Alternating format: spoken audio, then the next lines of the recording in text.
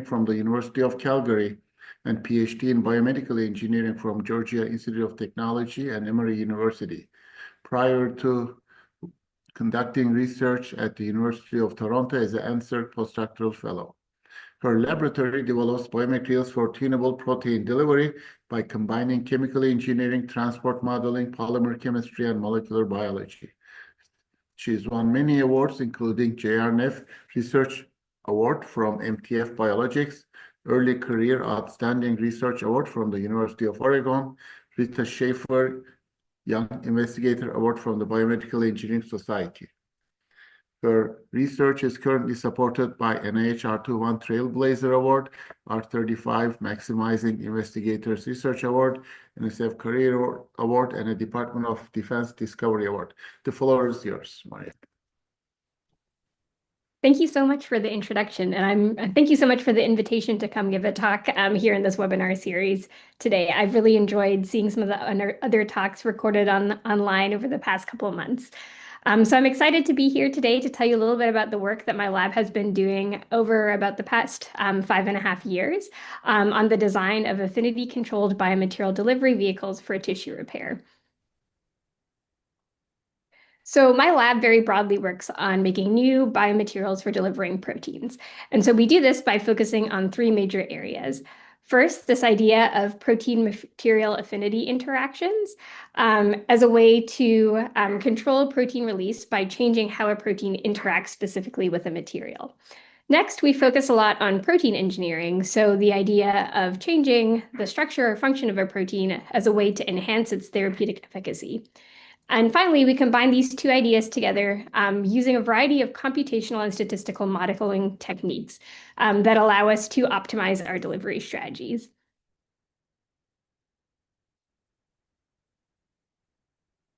So overall, my lab is very motivated by the fact that tissue repair is generally a very complicated process that requires a complex sequence of proteins, cells, and a variety of different extracellular matrix molecules all working together. So typically after some sort of injury, you'll see this large influx of pro-inflammatory proteins that initiate this original inflammatory response to injury. These will be followed by a cascade of anti-inflammatory proteins that try to control this inflammatory response. There's also a large number of chemotactic proteins that stimulate cell migration into the injury site, angiogenic proteins that stimulate blood vessel formation, and other morphogenic proteins and matrix proteins that can regulate cell differentiation and functional tissue formation.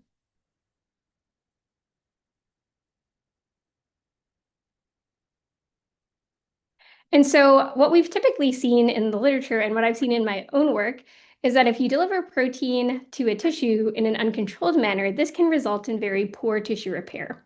And so in some of my previous work as a PhD student, we were trying to create a biomaterial delivery vehicle to better control the delivery of bone morphogenetic protein 2, or BMP2, which is commonly used both in research and in the clinic to repair fractured bones.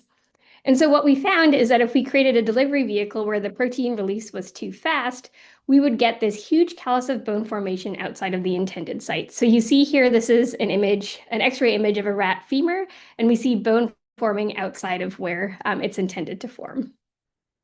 However, if we created a biomaterial delivery vehicle where the protein release was too slow, we would see the opposite effect. So we would see here that we get some bone forming throughout the defect. However, the bone doesn't bridge all the way through. So this again is another negative outcome. However, if we're able to tune the protein release so that it's just right, we would get this robust bone formation throughout the defect site with no bone formation outside in the muscle. And so this is something that we would be aiming to do. However, as you can imagine, there are not that many strategies available in order to control the delivery of multiple proteins at once. And so I wanted to highlight a couple of really unique studies that have been published over the last couple of years that really highlight how important it is to be able to control the delivery of proteins when you're looking at tissue regeneration. So this example in spinal cord injury, Here they delivered 6 different growth factors sequentially. So they delivered hydrogels that had these different growth factors over time in order to stimulate axonal growth across the spinal cord injury. And what they found was that all of these different growth factors were necessary in order to get this robust healing. In this other example here, this is an example in bone regeneration. So here they were looking at bone morphogenetic protein 2 and platelet-derived growth factor. And what they found is that if you have fast release of platelet-derived growth factor and fast release of BMP, you actually didn't get very good bone formation. However, if you had fast release of PDGF and slow release of BMP, you would get very robust bone formation, showing you that it is actually really important how you spatially temporally control the delivery of these different growth factors. And so my lab is very motivated by this idea to try to figure out whether we can create biomaterials that can better spatially and temporally control protein delivery to repair severe tissue injuries.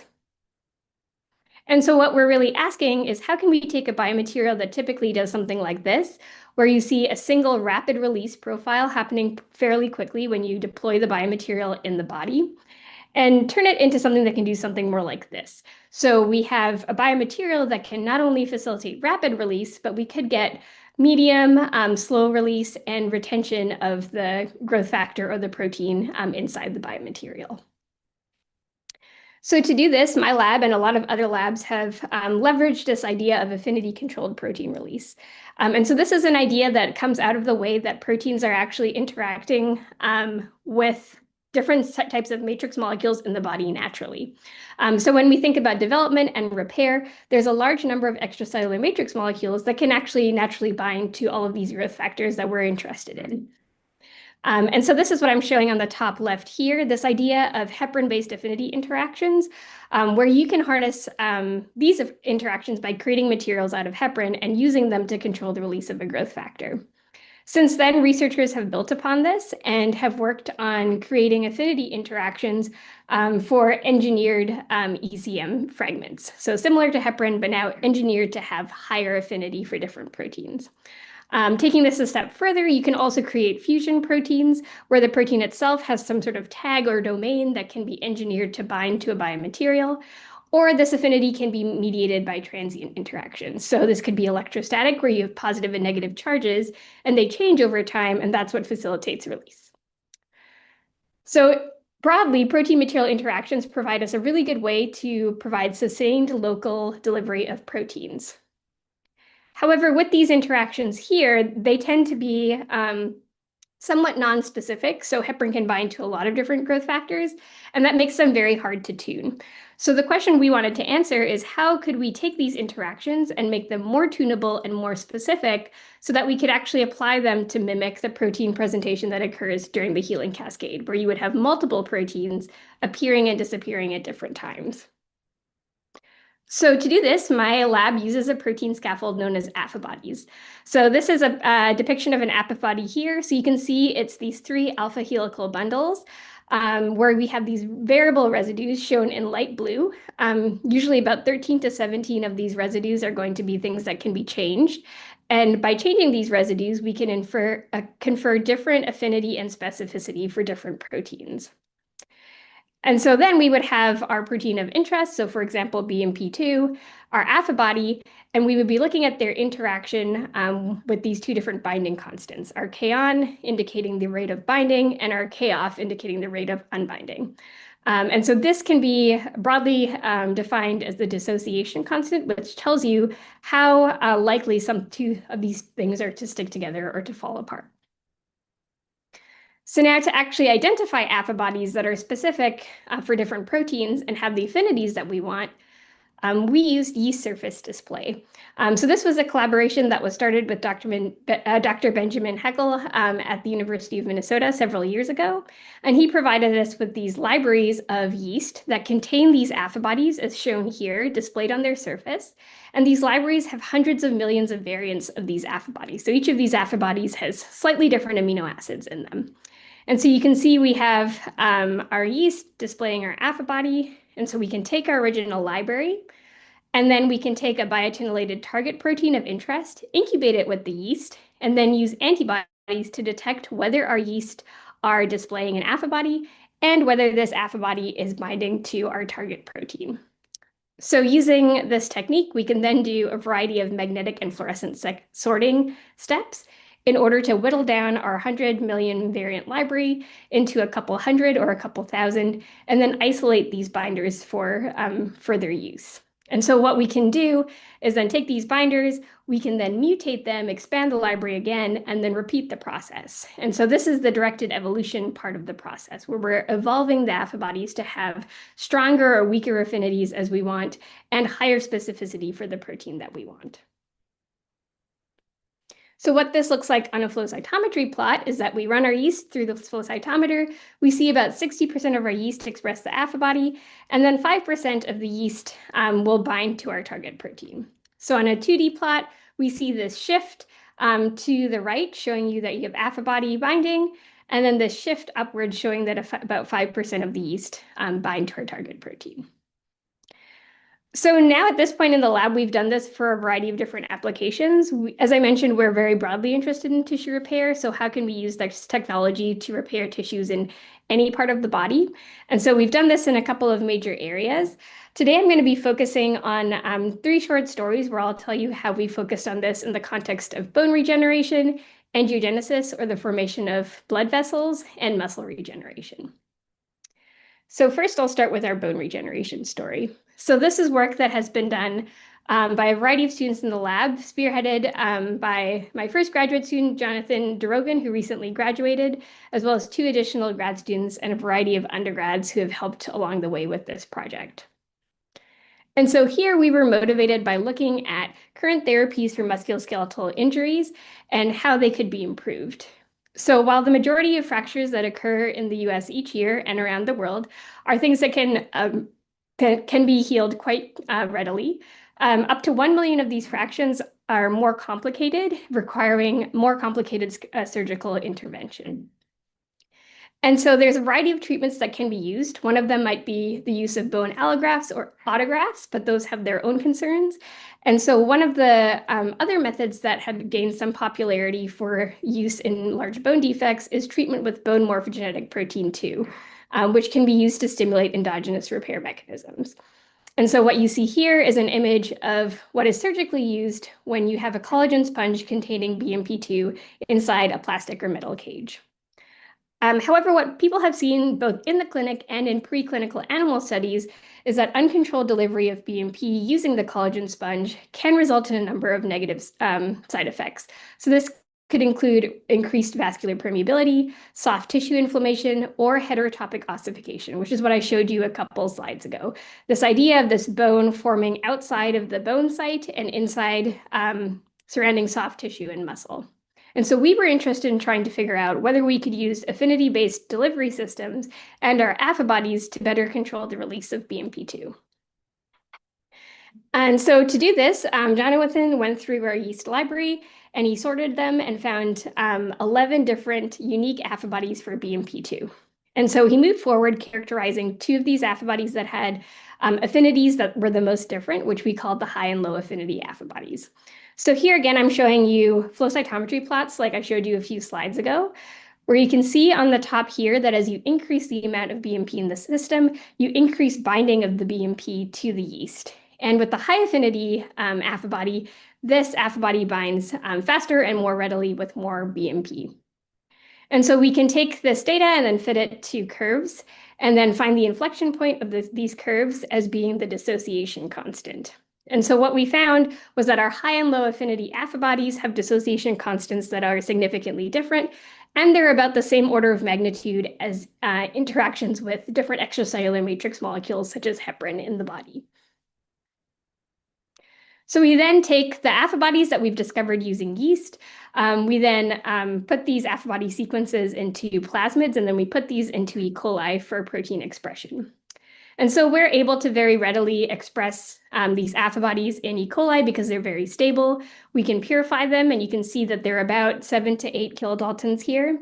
And then we can characterize them to show that they actually maintain their alpha helical state after they're expressed. So this is circular dichromosome here, which is showing you the characteristic spectra for what you would expect for alpha helices. So you see 2 troughs here, and a peak here at the end. And that tells us that, yes, indeed, we are seeing alpha helical affibodies. Next, we wanted to check that our affibodies still actually bound to our protein, to BMP2, when they were soluble, not just on the yeast. And so we used this technique known as biolayer interferometry. What biolayer interferometry does is basically shining a light through a glass probe and using the changes in the wavelength of that light to determine whether something is binding to the probe. So what we can do is we can coat our probe with BMP, and that's going to cause a wavelength shift. And then we can attach, or then we can incubate our BMP-loaded probes into our affibody solution. And so what you see here is when you add the affibody, we see an increase in the wavelength shift for both the high and low affinity affibody. And then when we take these loaded probes and put them back into a PBS, just a blank solution, we see that the affibody falls off at different rates depending on the affinity. And so you can take this data and fit it to curves, and this will give you not only the dissociation constant, but also the on rate and the off rate of binding. And so what we found was that even though both of our affibodies had very similar on rates, on the order of magnitude of 10 to the 5, the off rates were actually orders of magnitude different. And so you can see that our low affinity affibody actually dissociates quite a bit quicker than our high affinity affibody. We also checked this affibody against a variety of other growth factors that are typically known to bind to similar extracellular matrix molecules as BMP, so things like FGF and VEGF. And we found that our affibodies did not bind to these growth factors. And so indeed, they were very specific for BMP. So now that we have our affibodies, we're able to conjugate them to a variety of biomaterials. One of the biomaterials that we use most commonly in our lab is polyethylene glycol hydrogels. And so we can express our affibodies with a C-terminal cysteine, which allows us to use peg-maleimide chemistry in order to link the affibody easily to the maleimide on the peg. And so we can mix our affibody with our peg-maleimide and DTT in order to conjugate the affibody and then cross-link the entire thing into a hydrogel. We can then load the hydrogels with BMP. And what you see, as expected, is that if you have the affibody in there, you're able to load much more BMP than if you have hydrogels without affibodies. And then furthermore, if you look at release over 4 weeks, you see that the presence of the high affinity affibody significantly decreases the amount of BMP that's released from the system. So we are indeed able to control BMP release using our affibody. So since getting this data, we've been working on translating this into an in vivo rat model to try to figure out if we're actually able to practically control bone regeneration using this method. And so to do this, we wanted to figure out a way to take our hydrogels and be able to implant them without them being squished or without them being hard to handle. And so if any of you have worked with PEG hydrogels, depending on how much you cross-link them, they can be somewhat difficult to implant without having them lose their structure. And so fortunately, we've been able to form this productive collaboration with Dr. Paul Dalton at the University of Oregon. And we've been working with his graduate student, Patrick Hall, in order to create these melt electrowritten scaffolds as a way to encase our hydrogels. So some of you may know a little bit about melt electrowriting already, but it's a precision 3D printing technique that allows you to create structures that have these very well-defined micro and nanofibers. And so we asked them to create these scaffolds for us, as you can see here, these tube scaffolds, for us to make our hydrogels in. All right, and so first I'll direct your attention to the video in the middle. This is showing that with the hydrogel in the scaffold, we're now able to handle this very easily between tweezers. In the video on the top, this is a video of the students making the hydrogels in the scaffold. And so what you can see is that they put in the precursors for the hydrogel, and then they can simply rotate the scaffold, and due to the surface tension, the hydrogel will just mix and then form very readily here in this scaffold. And then finally, on the bottom in this video, we've also shown that this scaffold also gives a lot of structure to the hydrogel, where we can now take it and then lyophilize or freeze dry it. And that allows us to have a shelf-stable product that we can then rehydrate in a solution of BMP, very similar to how BMP is used with the collagen sponge in the clinic. And so there's a lot of advantages to being able to have this scaffold for actually using this technology in vivo.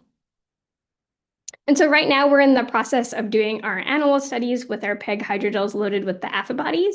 So the first thing we wanted to check is whether our Affibodies actually improved BMP retention in vivo. And so what we saw by using fluorescent BMP is that if we implant our hydrogels containing the Affibodies with our fluorescent BMP, the high affinity Affibody containing hydrogels result in better BMP retention rather than the hydrogels without the high affinity Affibodies. We're now in the process of investigating this in a functional bone defect. So this is a rodent femoral bone defect model, so similar to the x-rays that I showed you originally. And so you can see here on the top, this is an image of the hydrogel in the melt electrowritten scaffold that can be easily placed within the defect site. And so we are seeing good bone formation over time in these hydrogels in the scaffold. And so this study is currently underway. And so stay tuned, we'll hopefully have the results in a couple of months. All right. So the second story that I want to share with you today is about vascular network formation or angiogenesis. And so this is another project that has been going on for the last few years in my lab that has been spearheaded by PhD candidate Justin Svensson in the lab and my lab manager, Chandler Askus. And this has also been work that has been done by a variety of undergrads over the last couple of years. And so for the first story, I told you a lot about BMP delivery and the importance of controlling this single protein delivery in a bone defect. However, I alluded to this idea that it's also important to be able to deliver multiple proteins because tissue repair typically doesn't only involve one protein, it involves many proteins acting with many cells. And so angiogenesis is a really good example of where both spatial and temporal control over this presentation is very important. And so even in development, we've seen that the extracellular matrix molecules that are present that trap growth factors in different parts of the body are very important for creating these vascular networks. So for example, here, the heparin binding isoform of vascular endothelial growth factor is essential to be able to direct vascular branching during development. So if you don't have that, you get very messy, leaky vasculature. So similarly, timing is very important. And so there's been a variety of studies where people have shown that if you deliver different angiogenic growth factors with different timings, you'll get different outcomes. So here in this study, they showed that if you deliver fibroblast growth factor 2 before you deliver a platelet-derived growth factor, you'll get increased endothelial cell invasion. However, if you deliver them in the opposite order, you see the opposite effect. And then finally, there's a variety of studies looking at angiogenic response with the use of different biomaterials and the use of different growth factors, showing that if you increase the complexity of the growth factors you deliver, you'll increase the positive response that you see. And so on this slide, I'm showing you that there's an importance of spatial control, timing, and also the need to deliver multiple growth factors to get a good angiogenic response. And so if you look at angiogenesis and break it down into its simplest forms, simplest steps, you'll see that it typically involves an initial pericyte detachment, followed by the proliferation of endothelial cells, the formation of a new lumen, and then recruitment of pericytes back to the vessel in order to stabilize the new vasculature. And so this involves a lot of different growth factors and cells acting over different times, but we were interested in investigating three very well characterized angiogenic proteins that are involved in this process. So we hypothesized based on the literature that this process would happen best if we had an initial influx of a large amount of VEGF, followed by FGF2, and then finally followed by PDGFs to stabilize the blood vessels. And so we would want to buy a material that would give us fast release of VEGF, moderate release of FGF2, and then slow release or retention of PDGF. So when we think about our Affibodies, that would mean we would need a low affinity VEGF Affibody, a medium affinity FGF2 Affibody, and a high affinity PDGF Affibody, where as your dissociation constant decreases, that means that your affinity strength is increasing. And so ultimately, this is the biomaterial that we were really aiming to come up with. And so some of the first undergraduates in the lab set about doing the yeast surface display and the sorting in order to find affibodies for each of these different proteins. And so this was a huge amount of work, and they were able to find at least 3 affibodies for VEGF and FGF2. And so what you see here is that each of these affibodies has affinities that are actually orders of magnitude apart, which is very promising for trying to get different release profiles. But they were only able to find 1 medium affinity affibody for PDGF. And so this led us to try to think about different ways that we could find high affinity PDGF affibodies, because as I mentioned a couple slides ago, we were really interested in high PDGF retention. So to do this, we've been actively collaborating with Dr. Parisa Hossenzade's lab at the University of Oregon in order to use computational protein design to create a high affinity PDGF affibody. And so what we did was that we took our 1 PDGF affibody, we modeled the interactions between the affibody and PDGF, and then we did computational mutagenesis in order to make many more affibodies to investigate. And then finally, we end up with a lot of binders that we can evaluate. And so we can mutate these binders and repeat the process in silico in order to get binders with the characteristics that we want. And so what Justin and Parisa student Carly ended up doing was predicting the interface between the PDGF affibody and PDGF, designing 500 new designs, and then scoring them to pick the designs that are most likely to bind to PDGF the way that we wanted. Through a series of this scoring steps and also docking to kind of figure out where exactly the affibody would bind, they ended up with 3 different designs that looked the most promising. So we had the original affibody and then affibody 11, 13, and 16, where the number indicates the number of mutations that were made to the affibody. And so here's some BLI data again, and you can kind of see from this, I won't go through all the dissociation constants and the K on and K off, but you can see that we are getting different rates of binding and unbinding for each of these affibodies. Another thing that's really interesting that we were able to do with our PDGF affibodies is we were trying to sort of figure out where exactly the affibodies would bind to PDGF, and our predictions were telling us that the affibodies would bind to the same place that the PDGF receptor would bind to PDGF. And so we asked ourselves, how is this actually going to affect PDGF signaling? And so Justin created a PDGF responsive cell line with this gene reporter, as you can see here, where the cells would luminesce in the presence of PDGF. And so we did these experiments with all of our different affibodies, but we basically showed that if you have nothing added to the system, you get no luminescence. If you only have affibodies, you again don't see any PDGF signaling, so you get no luminescence. And then if you add your PDGF affibody, you see this significant increase in luminescence. And then what's interesting is that as we increase the amount of each of the affibodies that we add, we see different effects on luminescence. And so with our original affibody, we see a significant decrease in the amount of PDGF signaling that occurs with 500x affibody. And so we are seeing inhibition of PDGF signaling. However, that's not necessarily the case with all of our different affibodies. And so that's really interesting to think, something that we're thinking about more and trying to explore a little bit more. But affibodies could also be a good potential inhibitor of some of these different proteins that could have a variety of other applications. So going back to our original purpose, so we wanted to create this hydrogel which would be able to control angiogenic protein release. And so first we looked at each of our growth factors separately, but we showed that with VEGF, PDGF, and FGF2 and PDGF, as we increase the affinity of the affibody, we decrease the amount of protein release. And so we're able to sustain or to control our protein release. With our engineered affibodies, we saw that some of them tended to be medium and some of them tended to be high affinity and giving us different release profiles, which is very interesting. So again, going back to our original purpose, we're now able to create this system where we have a variable release of VEGF, FGF2, and PDGF. So the last thing that we have done on this project is now try to figure out what is the best system to look at how we can actually investigate angiogenesis in a relevant system. And so all of these different growth factors don't just act on endothelial cells, they act on a variety of different cells that are found in the vasculature. And so to model this accurately, we used rat microvascular fragments as our model. And so we worked very closely with Bob Goldberg at the University of Oregon and his student Sam Lester to extract these MBFs, put them into collagen gels, and then look at how they grew over time in response to our treatments. And so what you can do is you can take these networks and then you could analyze them computationally to see network length and branching as a way to look at how angiogenesis is proceeding.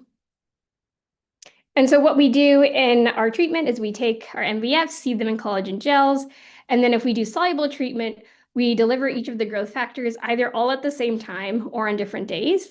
And then if we do hydrogel delivery, we use a transwell with the hydrogel on top.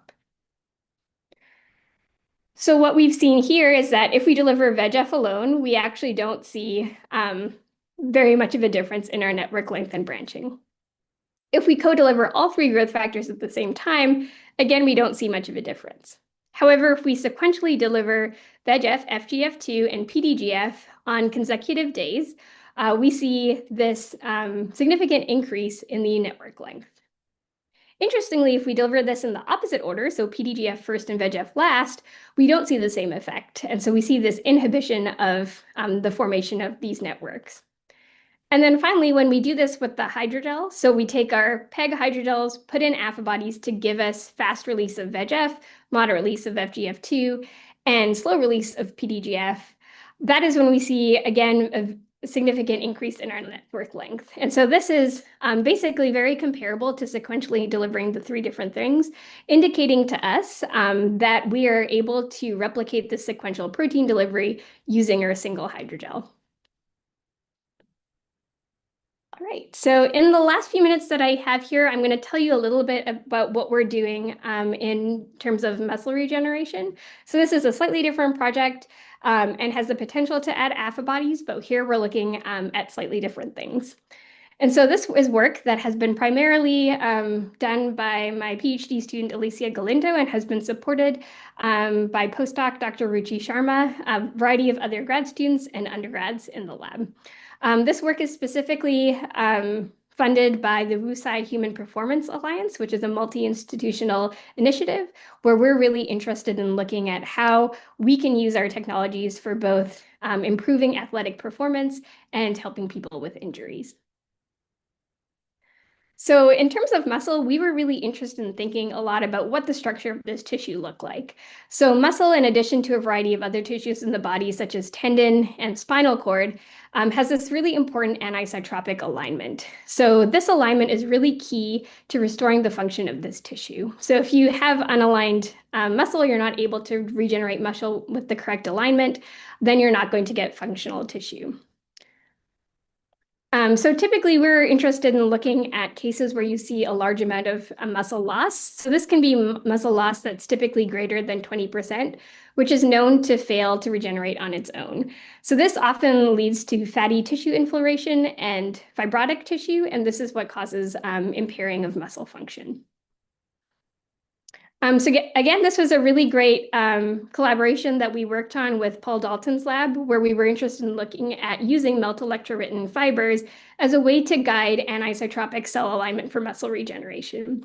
And so we worked with multiple people in his lab to create these fiber mats, as you can see here, with fibers of different diameters. So the way that we have created this is that we have more fibers in one direction and fewer fibers in the other direction.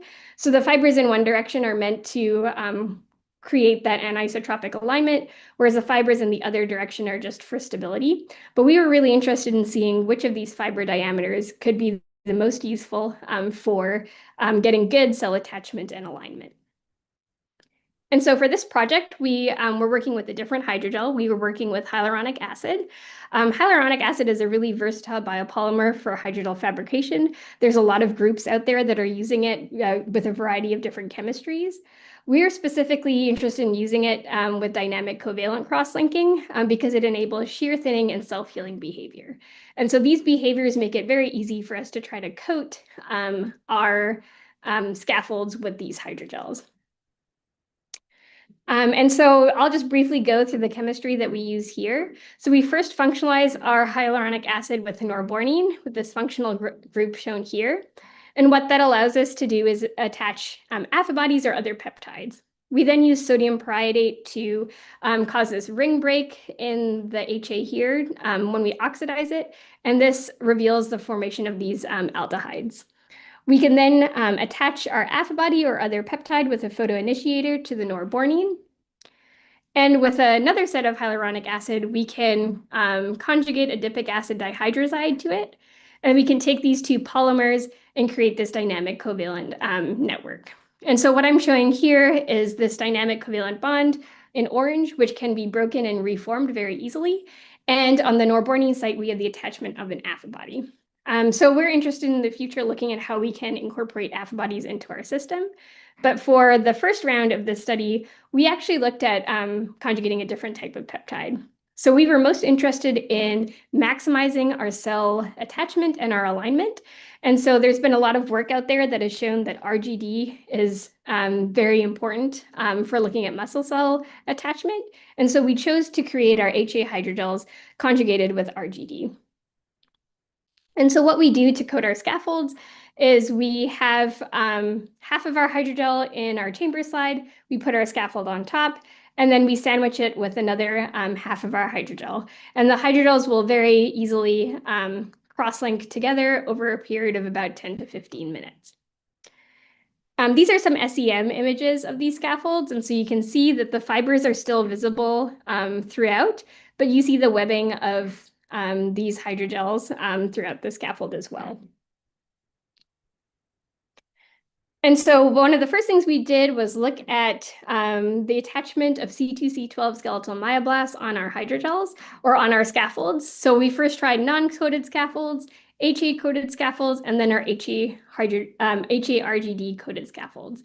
And so you can see already that the results are quite striking, but we get a much larger amount of cells attaching, aligning, and proliferating on our HA-RGD coated scaffolds. And when you zoom in a little bit closer and look at these fibers, you can see that we're actually getting, again, nice alignment of the nuclei, and it's starting to look more similar to what you would expect a myotube to look like.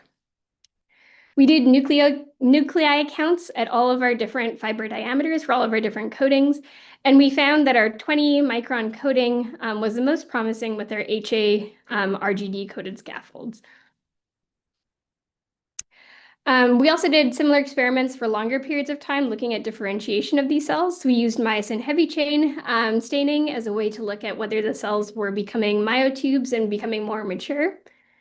And what we found was our myotube length was actually pretty similar in all of our different conditions. However, the HA-RGD coated scaffold gave us the highest myotube length.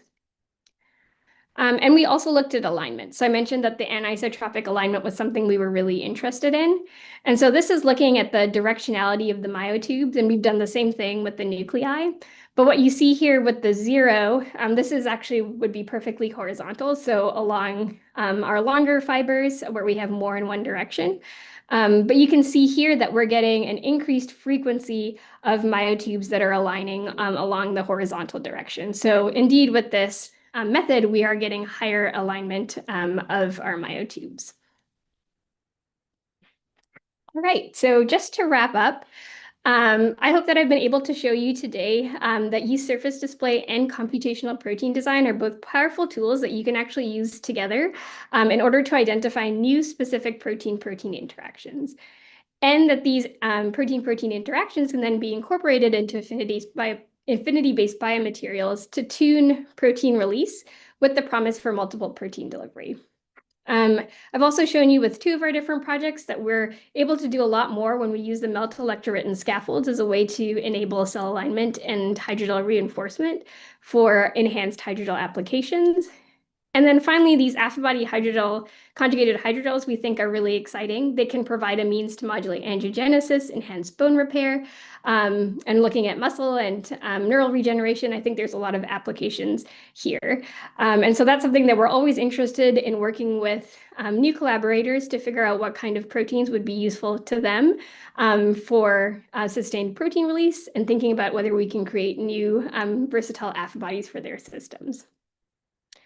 And so what's next? So my lab is continuing to be interested in tissue engineering applications in general. So some of the ones that I mentioned are the ones that are furthest along in the lab, but we're also continuing to work on new applications in the space. We've seen a lot of benefits and potential for using these composite materials. And so I'd say one of our big focus areas is thinking about how we can combine biochemical and biomechanical cues together to get better outcomes. And with some of the things that we've seen with how some of our affibodies affect protein bioactivity at different rates and can be kind of engineered to tune protein activity, we think of affibodies as also being a really interesting tool to understand tissue repair mechanisms. So thinking about creating affibodies that either enhance or inhibit protein activity and getting those to tell us what more can we learn about how tissue repair happens. And then finally, with the F-bodies, we're able to get like very specific information about on and off rates of binding and our dissociation constants. And so that lends itself really well to doing some biotransport modeling. And so this is an area that we've recently started in the lab, trying to think about how we can model our hydrogels and model our hydrogels in tissues and use that information to create, to more efficiently get from our in vitro setting into our in vivo setting. And so with that, I'd like to thank the members of the lab who have all contributed to this work in different ways. Some of our funding sources, especially some funding from NIH, MTF Biologics, and the Human Performance Alliance that funded some of the early stages of this work, as well as all of our collaborators. And thanks to all of you for listening. I'm happy to take any questions. Thank you, Professor Hettiaratchi, for this great talk. One question came in. Have you tried to use AI or machine learning into your biomaterials or hydrogel design? How about the peptide selection? What kinds of peptides are more suitable? Yeah. So that's definitely something that we've been trying to incorporate a little bit more. So I'd say when we first started the lab, it was all yeast display. We were not using any sort of computational tools at the start. But then when we were trying to understand how things bound to each other, we were starting to use some of the computational tools that are out there. I think over the last like 2 years, things have really exploded in the area of protein engineering, protein design, with a lot of those like machine learning and deep learning tools. And so we've been incorporating that a lot into some of the more recent affibodies that we've designed. And so I think what we have had the most luck with is starting with yeast display, finding potential affibodies, and then using machine learning tools to refine the affinities. We are trying to also do some work starting just from the machine learning, which is something that Paris's lab is really they're really experts in. And so that's something we hope to do more of in the future as well. Thank you. And a question is, with your Affibody technology, we tried delivering cells. Yeah, I guess co-delivering cells with affibodies. Yeah, so I think what we have mainly been focusing on is using the proteins to affect cells that are endogenous. But I think with some of the muscle work where we have cells on this sort of muscle patch, one of the potential applications is to then like deliver that whole patch. So I think that is somewhere where we could be looking at cell transplantation or cell delivery. So we don't have any immediate plans to do that, but I think that project specifically would lend itself well to that idea. Thank you. You also mentioned about anisotropic behavior. Have you looked into tissue? Heart tissue also has a lot of anisotropy. Have you looked into heart tissue engineering? Yeah, we haven't really done any work in that area yet, but I think it'd be really interesting. So I think that'd be something where we'd want to find some collaborators. But yeah, that's a really good point. I think that'd be cool too. Thank you. You mentioned your future directions. Are there any major bottlenecks that would be stopping you, or what are current remaining problems in the field overall? Yeah, I think as we move into the in vivo studies, I think with bone, and it's probably going to be similar with some of the other applications as well. I think that balance of creating a material that is stable enough that you can deliver a protein in a sustained way, but then degrades when you need it to degrade. that is something that I think is gonna be a little bit of an issue. Right now with our PEG hydrogels, we include protease degradable crosslinkers, and they do degrade over time. But I think that that's always really a challenge if you're trying to deliver something over a long period of time, is like the biomaterial does have to stay there for some period of time, but eventually you do want it to go away. So I think achieving that balance is going to be something that is difficult to tackle, and we're going to be working a lot on over the next couple of years. Thank you. You also mentioned about delivering multiple growth factors. Is there a way to deliver, I think you sequentially deliver, is there a way to on-demand delivery of these growth factors? Yeah, I think that that would be really exciting, and it's something we're thinking about. So I think I think we can learn from some of the other stimuli responsive work that is out there. So things that are ultrasound responsive, or things that are light responsive, or like protease degradable crosslinkers and things like that. I think those can be incorporated into affibodies, and then we could use that as a way to make something stimuli responsive. Well, that's all the questions I have. Thank you so much for the fantastic talk, Professor. Great. Thank you so much for the invitation. Thank you. Bye-bye.